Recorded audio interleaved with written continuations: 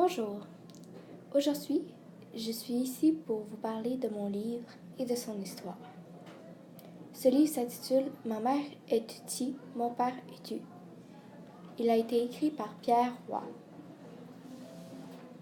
Il est principalement situé au Rwanda, un pays de l'Afrique. Dans son histoire, Vincent Mugabo et sa famille rejoignent le Canada, mais il veut connaître toute la vérité sur son ancien pays.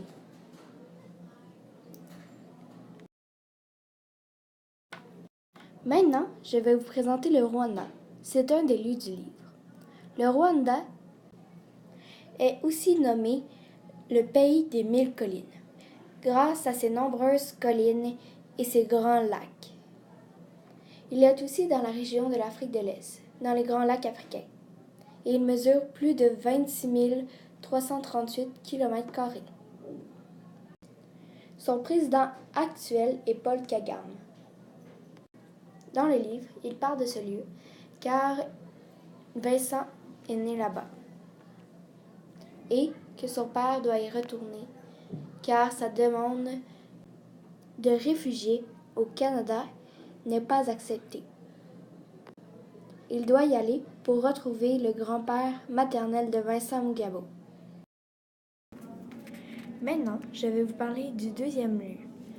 Celui-ci s'appelle le Zaire. Sa capitale est Kinshasa et sa superficie était de 2,345 millions de km². Il a été fondé en 1971 et la monnaie était le Zaire.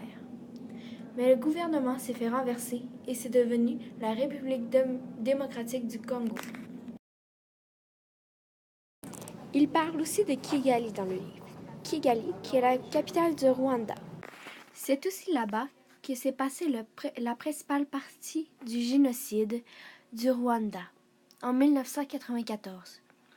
Kigali se situe à peu près au milieu du Rwanda, juste ici.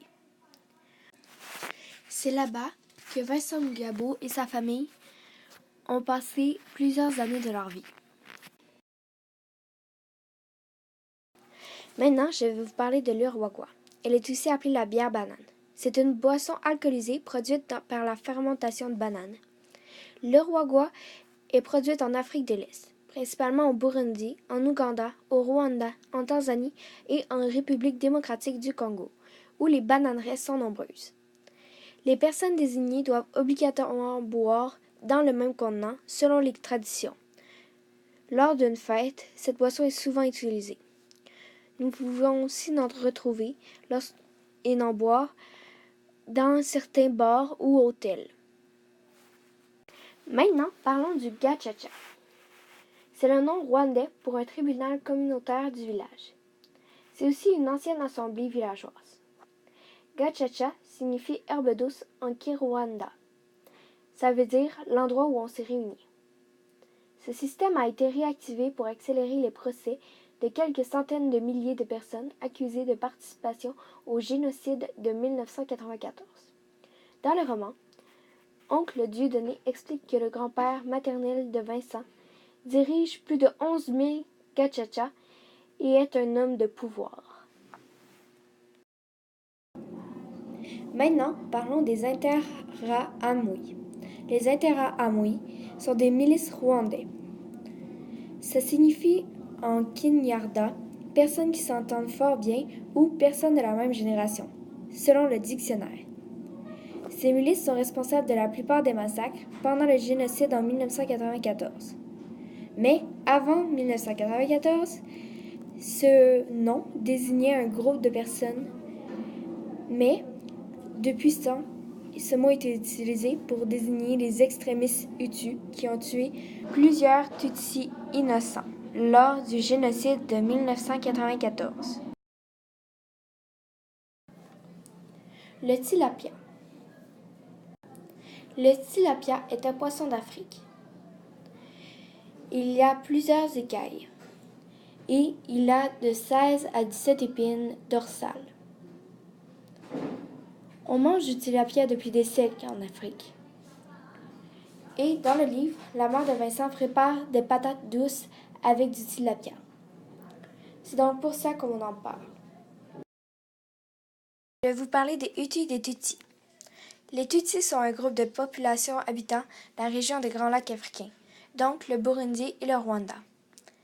Ils ont déjà été appelés Watutsi, Wahuma et Wahima. Ils résident principalement sur de hautes collines et ont été pourchassés lors du génocide au Rwanda. La mère de Vincent est Tutsi, comme son oncle. Mais les Hutus, ce sont eux qui les ont chassés.